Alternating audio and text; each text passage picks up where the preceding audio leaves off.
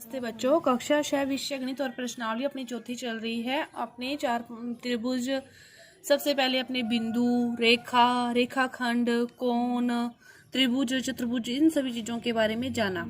तो जो 4.6 आपकी प्रश्नावली है, इसमें आप वृत्त के बारे में जानोगे कि वृत्त किसे कहते हैं। तो वृत्त किसे कहते हैं? वृत्त कहते हैं एक निश्चित बिंदु से निश्चित दूरी तय करते हुए चारों तरफ चक्कर लगाते हैं तो उसी बिंदु पर वापस आना, ये क्या कहलाता है? वृत्त कहलाता है। और ये निश्चित जो बिंदु है, ये क्या कहलाता है? वृत्त का केंद्र कहलाता है। और चारों तरफ की ये दूरी क्या कहलाती है? वृत्त की परिधि कहलाती है। क्या कहलाती है? वृत्त की परिधि कहलाती है। और इस निश्चित बिंदु से वृत्त की परिधि तक का ये बीच की ये वाली दूरी है ना, तो ये क्या कहलाती है? वृत्त की त्रिज्या कहलाती है। ये क्या कहलाती है? वृत्त की त्रिज्या कहलाती है। और त्रिज्या का दुगुना क्या कहलाता है? वृत्त का व्यास कहलाता है। त्रिज्या का दुगुना वृत्त का व्यास कहलाता है। निश्चित बिंदु, केंद्र, चारों तरफ की दूरी, परिधि, ये त्रिज्या का दुगुना व्यास। और वृत्त की परिधि पर स्थित किन्हीं भी दो बिंदुओं को मिलाने वाला रेखाखंड, ये क्या कहलाता है? जीवा कहलाता है। ये क्या कहलाता है? वृत्त की जीवा कहलाता है। और एक बात और कि ये वृत्त है, ये आपके पास केंद्र है, और ये एक त्रिज्या है, और दो त्रिज्याओं के द्वारा ये जो क्षेत्र गिरता है, जो अपने छायांकित किया है, तो ये क्या कहलाता है? त्रिज्याखंड कहलाता है। ये क्या कहलाता है?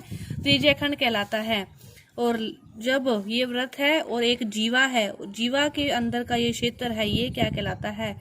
वृत्तखंड कहलाता है। ये क्या कहलाता है? वृत्तखंड कहलाता है। ठीक है, ये सारी चीजें हैं आपके वृत्त के बारे में इस चैप्टर में, इतनी कि त्रिज्या किसे कहते हैं, केंद्र किसे कहते हैं, परिधि, जीवा, व्यास, त्रिज्याखंड, वृत्तखंड, ये सारी हैं इसकी आपकी इस प्रश्नावली में बताया गया। और इसी से संबंधित क्वेश्चन दिए गए हैं। तो देखो, पहला क्वेश्चन क्या दे रखा है आपको? सब कुछ बना के दे रखा है, बस आपको बिंदु डायग्राम भी दे रखे हैं और क्वेश्चन भी दे रखे हैं। बस आपको क्या करना है? नाम लिखने हैं। तो देखो, तो पहले क्या पूछा है? वृत्त का केंद्र। तो वृत्त का केंद्र क्या होता है? बीच वाला बिंदु जो स्थित है। तो क्या है वृत्त का केंद्र? ओ। वृत्त का केंद्र क्या है? ओ। त्रिज्याएं, अब त्रिज्याएं होती है वृत्त के केंद्र से परिधि की दूरी। तो ओ ए भी त्रिज्या है, ओ बी भी त्रिज्या है, ओ सी भी त्रिज्या है। तो त्रिज्याएं क्या है? ओ ए, ओ बी, ओ सी, ये सारी क्या है? वृत्त की त्रिज्याएं। व्यास, त्रिज्या का दुगुना, तो ये त्रिज्या ए ओ, ये ओ सी, इनका ये पूरा क्या हो गया? ए सी, ये क्या हो गया? व्यास।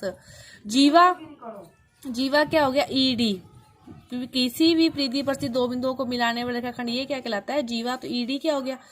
अभ्यंतर में दो बिंदु स्थित, अंदर, इसके वृत्त के अंदर कोई भी दो बिंदु आप लिख सकते हो, पी और ओ, ये दोनों क्या हैं? इसके अंदर स्थित है ना, बिंदु पी और ओ।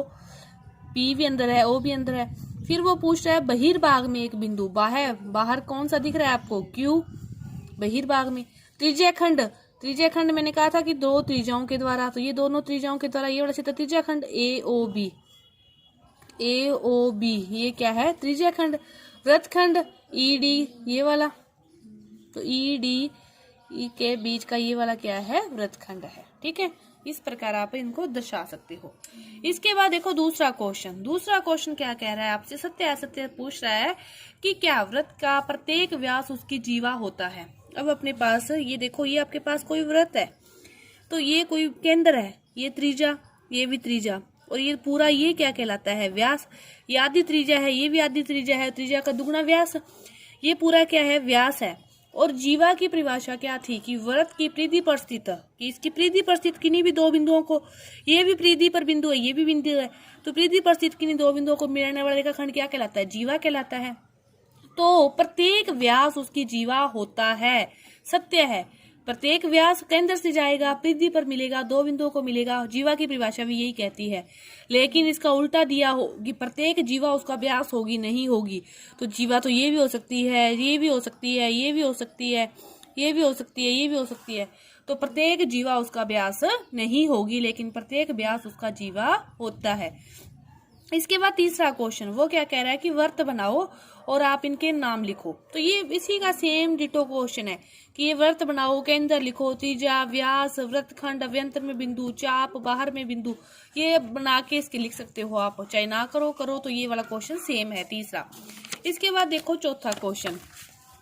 चौथा क्वेश्चन आपको कह रहा है कि सत्य असत्य है, कि व्रत के 2 व्यास अवश्य ही प्रतिषेध करेंगे। ये देखो व्रत है, ठीक है, ये इसका केंद्र है, ये रहा इसका एक व्यास, दूसरा व्यास जाएगा ऊपर जाएगा तो इधर से फिर नीचे आएगा, तीसरा इधर से जाएगा तो इधर आएगा, ये इधर से जाएगा, मतलब सीधा स्ट्रेट लाइन ही होता है, केंद्र से हमेशा गुजरेगा तो प्रतिषेध हमेशा करेगा। ये क्या है, सत्य है कि 2 व्यास अवश्य प्रतिषेध करेंगे।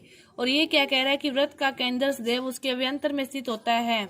तो देखो ये व्रत है और इसके अंदर यहाँ पे ही होगा, मध्य बिंदु ही होता है ना व्रत का केंद्र, तो व्रत का केंद्र हमेशा उसके अभ्यंतर में ही स्थित होता है, बाहर भाग में स्थित नहीं होता।